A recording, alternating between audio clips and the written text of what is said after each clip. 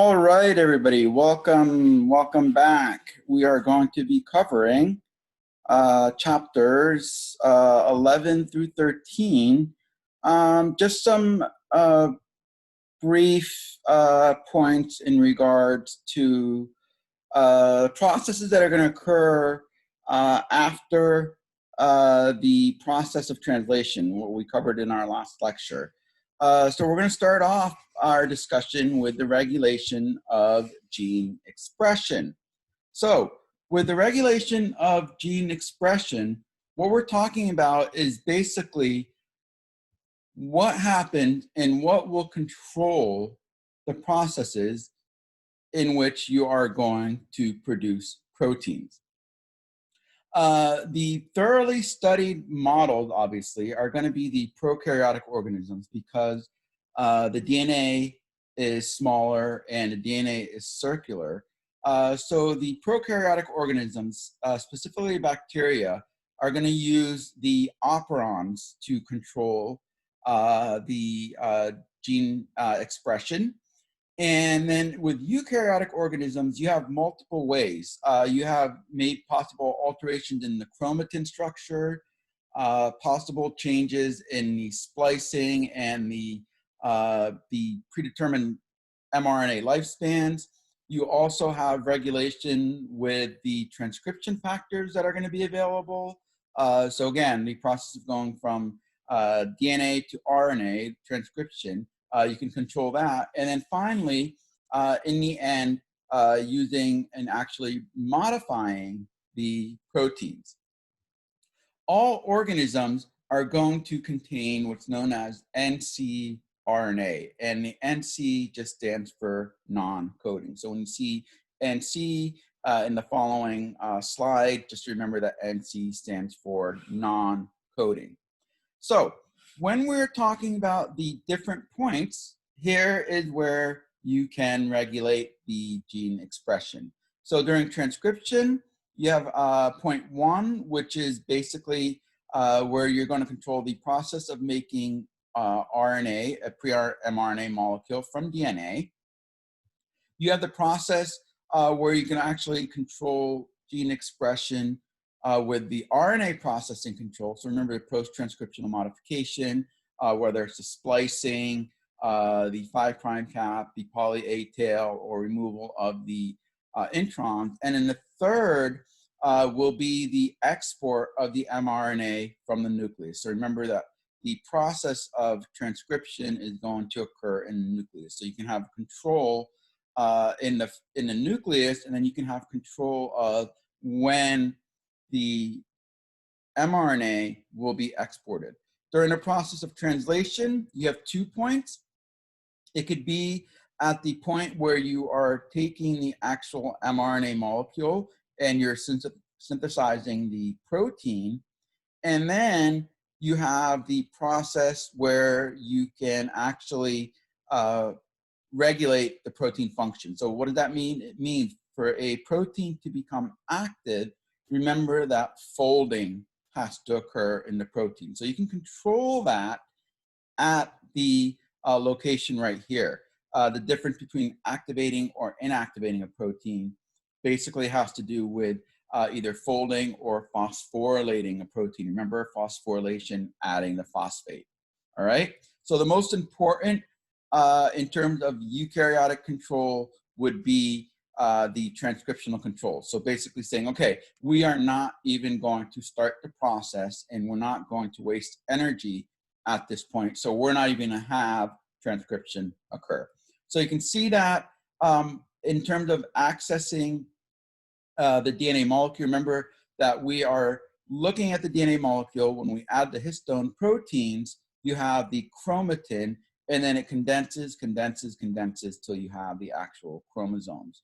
So methylation is where you have the histones. Basically, the amino acids that are found in histones are going to tightly bind to the DNA to cause it to condense. With acetylation, you have the addition of the acetyl groups, which will then lead to the opening up or the unwinding or uncoiling of the DNA molecule and the histone protein. So that's what DNA accessibility means. We also have the ability with epigenetic changes, okay? So you can have the inheritable methylation of individual bases, so that can be carried from mom. And basically, you have the changes of the individual bases or the nucleotides within the actual DNA molecule. So if you add more methyl groups, the gene is going to be turned off.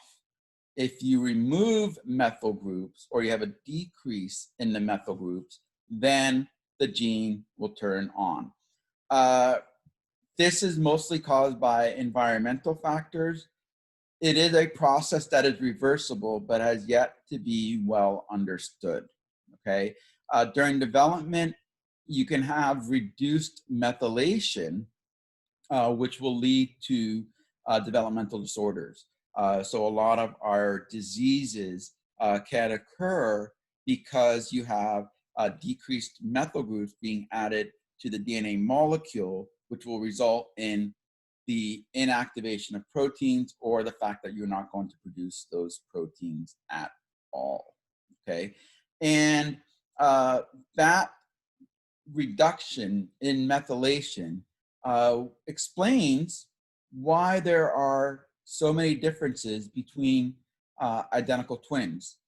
So a lot of twin studies, and you can look this up, and I'm sure you've heard already, many twin studies have been done. Humans have just been fascinated with twins, and especially identical twins.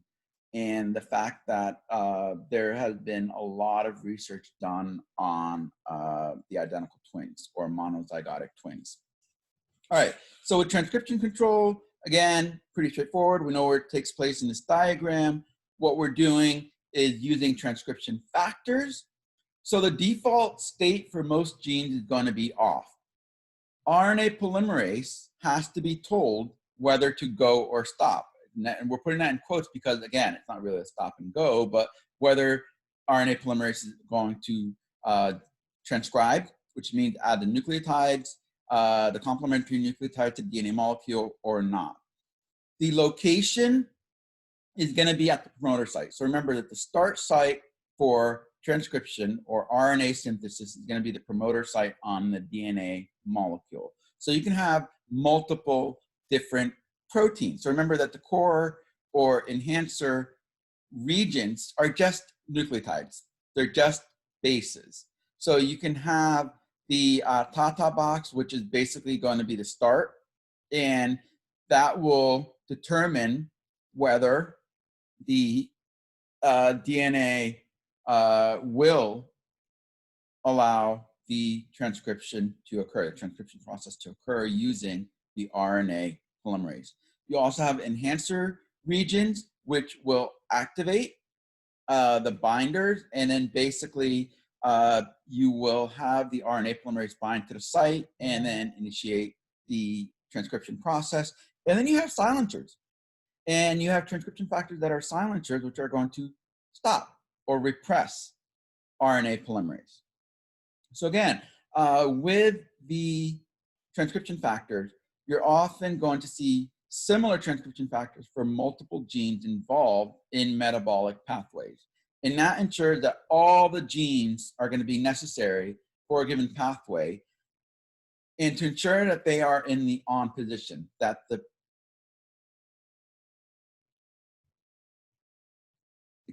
that the necessary enzymes are there to allow the processes to occur. So you can see that in this images, for those of you that like looking at images and seeing the different parts and the different transcription factors. Basically in translational control, again, we are in this area right here. And you can have, again, this is post-transcriptional. Number 2 should be post-transcriptional control. And basically what you're seeing here is possible alternative mRNA splicing. So during the process of post-transcriptional modification, you can have the multiple genes encoding for thousands of different proteins. So you can see here approximately 21,000 genes in the human genome will code for approximately 100,000 different proteins. And to even see it simpler, again, the Drosophila, which are the fruit flies, again, constantly studied, big history in biology. One gene can control up to 17,500 different proteins. Again, fascinating right here. Again, continuing with translational control. Well, what is our mRNA going to look like? Can you access it? And then what's the lifespan going to be? Okay. So activation of the mRNA molecule depends on the presence of certain signals. For example, iron and hemoglobin mRNA to find the mRNA molecule in the red blood cell. Also lifespan, for example, in prokaryotic mRNA, they're short-lived, which allows for rapid change, but in eukaryotic organisms, mRNA can last for hours up to weeks and can be used multiple times. So you can see, for example, the hemoglobin mRNA lasts as long as a red blood cell, which is approximately a month, okay?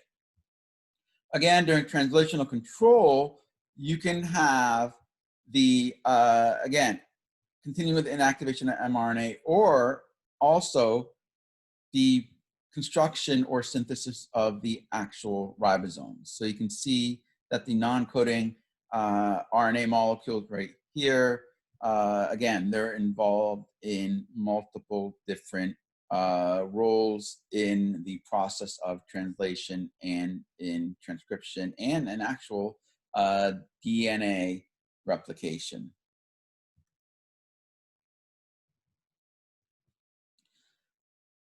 The non-coding RNA that interferes with translation of mRNA, you can have the microRNA or miRNA or the small interfering RNA.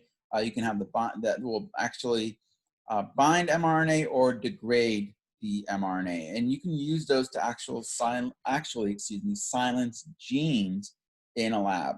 And these RNA interference RNA molecules can regulate half of all the human genes. So either to, again, block translation completely, or after the process of translation occurs, you can degrade the mRNA. So it's not necessary to produce the protein. Again, you're controlling gene expression, you're preventing the formation of a protein, therefore you're inhibiting translation. All right, at the gene expression level, you can see there can be protein modification. So the protein that we made of cleavage. So again, a protein is not going to be activated unless changes are made to it, okay? So again, we can take a protein and cleave it, and you can take an inactivated polypeptide that was produced in the process of translation and then actively modify it to produce an active polypeptide.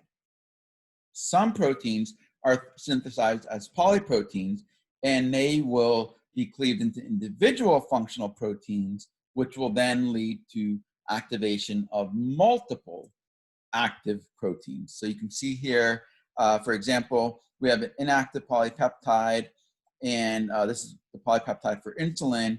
When you fold and you cleave, you can actually activate the insulin protein, which is a hormone which controls the regulation of blood sugar. All right, we also have ubiquitination, where you have proteins that are only going to be active for a short time. Why? Because they will quote unquote age. So they have a certain lifespan, and they can change due to the addition of ubiquitin. And ubiquitin will then cause certain enzymes known as proteases to break down the protein. So you can see here, we have a protein that we produced, and then ubiquitin builds up. You target the proteasome, and then you break it down into the peptides again. So going from the protein down to the peptides. All right, so the majority of the human genome is regulatory. So we have approximately 100,000 different proteins, which come from about 21,000 different genes. 1.5% of them are protein, less than 1% are rRNA and tRNA, and the rest are regulatory. So you can see that we have a lot of regulatory proteins. Why would you want regulation in gene expression? There are multiple answers to that. One is you don't want to create or produce unnecessary proteins. 2, you want to conserve energy. 3, you just don't want a certain protein to be made because you have an abundance of it. And again, we need to maintain homeostasis, so the body has to maintain homeostasis by regulating the production of the genes. All right, so that's all I'm going to talk about in regards to the process of regulation of gene expression. The next topic is genetic mutation. We know that mutations occur. We know that the process of DNA replication is not perfect. It's almost perfect, but it's not perfect. With the DNA polymerases, you have a 1 in 1 billion nucleotide error rate. So for example, in a 6 billion nucleotide DNA molecule, you can have 6 errors in that. What types of mutations can occur?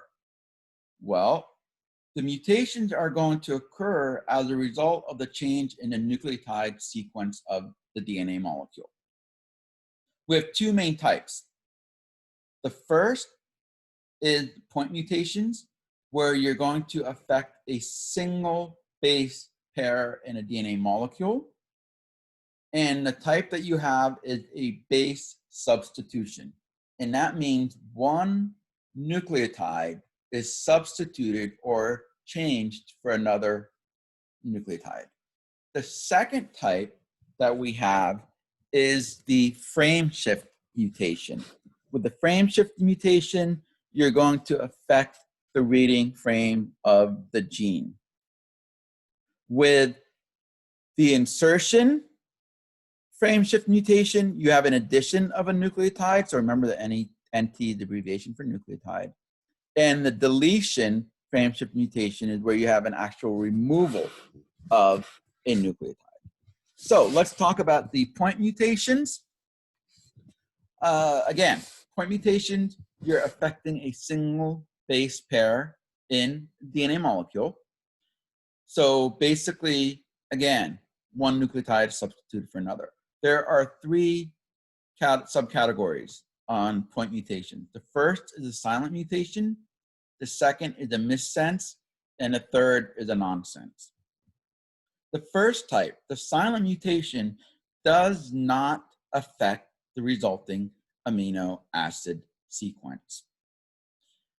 Remember that the genetic code is degenerate. It's repetitive, so therefore you have multiple codons for a single amino acid. You can have up to 6 different codons for a single amino acid. For example, leucine. So if you change one codon for another codon in leucine, you're still producing the amino acid, or you're going to pick up the amino acid leucine. So it's not going to be a change in the protein. It's not going to be a change in the polypeptide sequence. With a missense, you're going to have, again, a change in the single amino acid in the polypeptide, which will result in a different polypeptide being produced, which may or may not impact the protein function. It depends on the chemical characteristics of the amino acid.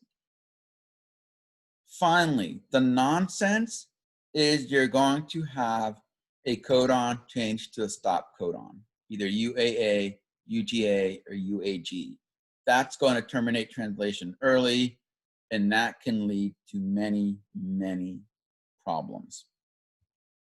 So you can see the difference by looking at this table. So we have our DNA sequence, then we have our polypeptide. With a silent mutation, you just replaced the G with a C. So the triple C is still going to be proline, okay? With a missense, you change the G here to a C. So instead of having alanine, GCC, you're gonna have a triple C here, which makes proline. So you change the polypeptide sequence. So that can either affect the protein by inactivating it, or if the amino acid that it was changed to has the same characteristics as alanine, then the protein can possibly fold and become functional. The final type, the nonsense, you can see here that basically the AAT turned to a TAA mutation in a DNA molecule, which remember is going to be UAA. So therefore, you're going to have a stop codon, which just terminates the process of translation. So take a look at that and go through that and read that in the book. With frameshift mutation, you're going to have either insertions or deletions.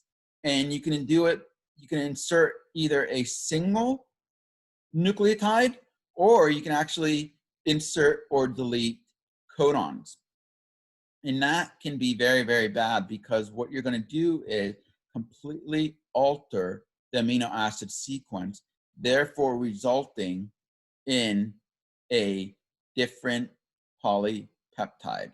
So if we use the example here, you have the amino acid methionine, the amino acid lysine, the amino acid phenylalanine, the amino acid glycine, and the amino acid alanine. If we delete guanine from here, it's going to shift over. So it's going to be a frame shift. So it moves over to here. So instead of having phenylalanine, okay, you're going to have, I'm sorry, you're going to delete, you're going to insert the guanine here. This is an insertion, excuse me, sorry. So if you insert the guanine here, you're going to shift it over one, and you're going to have UUG, which codes for the amino acid leucine, instead of phenylalanine. If you delete it, again, you delete this, you're still here, the G shifts over, this whole thing shifts over, the base, the nucleotide shift over one, and you have the, again, UUG, which is leucine, and this is supposed to be the original polypeptide. So these two result in massive problems. Possible inactivation of a protein, that means the protein will never be made, okay? A lot of biochemical disorders occur because of that result. All right, again, you can see the different effects in this table outside of the coding sequence, maybe a promoter, transcription regulatory element, the splice sites, the translational regulatory element, or the intergenic regions. Again, as I talked about, different diseases on the biochemical level that occur from genetic mutation. This is just a very, very small list. You don't have to know them. I just want you to be aware of them. Obviously, cancer is a big one, okay? So if you delete the protein, for example, that's in charge of the regulation of the cell cycle, which we're going to talk about in the final unit, you're going to see that cancer will occur. Neurofibromatosis, sickle cell anemia, Tay-Sachs, color blindness all result from point mutations.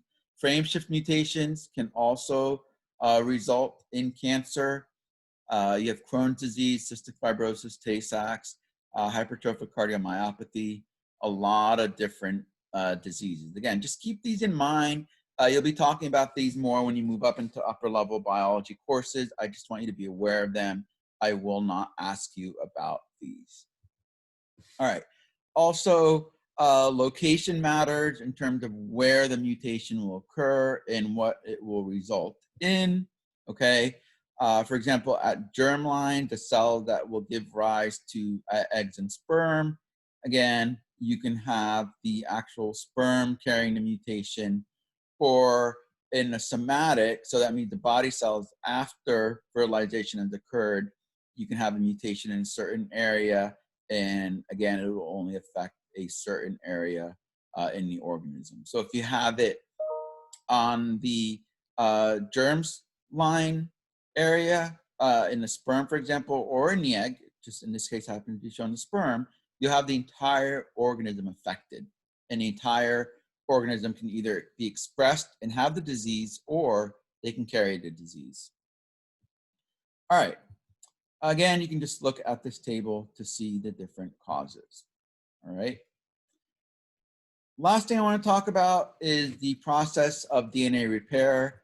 Again, DNA repair has been heavily studied because we know that this occurs, and all living organisms have the ability to repair DNA. And the most widely studied has been the DNA polymerase enzymes, because we know that there are a lot of DNA polymerases found in different organisms. And the fact that there are so many leads to the conclusion that the DNA repair process is pretty important. So the DNA repair machinery, there are two main events. One is detection of the DNA abnormality, and second is the actual repair of the abnormality. And you can have either direct repair or removal of the DNA and a synthesis of a brand new DNA molecule. So you can see with direct repair, the repair enzyme is going to recognize the incorrect structure, the nucleotide in DNA, and it's going to place the right nucleotide in that location. You can have base excision in nucleotide. Again, same thing. You're going to find the incorrect base, remove it, replace it. Mismatch, again, if it's added the wrong base pair during the process of DNA replication, it'll be like, wait a minute, hey, DNA polymerase is like, oops, I added the wrong nucleotide. I can come back and add the correct nucleotide in its place. All right. You can see the examples here for those of you that like to see the diagrams. You can just go through these. UVA and UVB, so ultraviolet radiation A, ultraviolet radiation B from our sun can cause what we call thymine dimers. And then we actually have the enzymes there to repair them automatically. But this only occurs for a certain amount of time. If you continue to expose your skin to ultraviolet radiation, eventually the repair system fails and it can lead to cancer. So that's why it's always important to ensure that you wear sunscreen, okay? All right, so that's all I want you to know. That's just a brief introduction, okay? So gene regulation, mutations, and repair. Really exciting topics. You're going to talk more about this in biochemistry, I guarantee you. And again, very exciting. A lot of research in this because, again, if you can prevent these mutations from occurring, or you can actually enhance the DNA repair process, then you can actually prevent cancer from forming. So a lot to think about in that. All right. So as always, for each unit, for each set of PowerPoints, I have the terms for you. Make sure you look at all these terms, not only memorize, but understand the relationships between the terms for one another. And then here are the review questions for the chapters 9 through 13, okay? So please take a look at these, make sure that you are able to answer these, go over these with one another, try to meet with one another, study, prepare for the exam on Monday, which is June 15th. All right, there you go. A lot of questions for the 5 chapters. So again, these questions want part 1 and part 2 cover chapters 9, 10, 11, 12, and 13. All right. All right, I hope that was helpful to y'all. Any questions, please email me, connect with me on Canvas. And if you need to have a Zoom meeting, as always, email me and we will find a time to meet. All right, take care, everybody. Stay safe. And I will see you next time.